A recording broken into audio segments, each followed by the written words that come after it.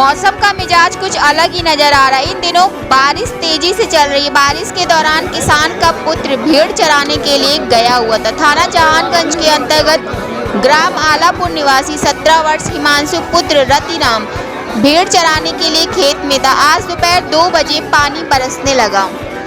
उसी दौरान आकाशीय बिजली गिरी। बिजली की चपेट में आकर बिजली गिरने से शरीर में करंट या प्रकृति की मार कही जाए, क्या कहा जाए, बिजली ने हिमांशु की जान ले ली। हिमांशु के परिजनों का रो रो के बुरा हाल। रतिराम ने बताया, पुत्र घर से भेड़ लेकर निकला था, तब पानी नहीं बरस रहा था। पानी अभी 2 घंटे पहले बरसा और 2 घंटे की बारिश ने मेरे पुत्र की जान ले ली। वही थाने में सूचना मिलने पर पुलिस ने सबको परिजनों से लेकर पोस्टमार्टम के लिए भिजवा दिया। फर्रुखाबाद से संवाददाता ललित बाथम की रिपोर्ट।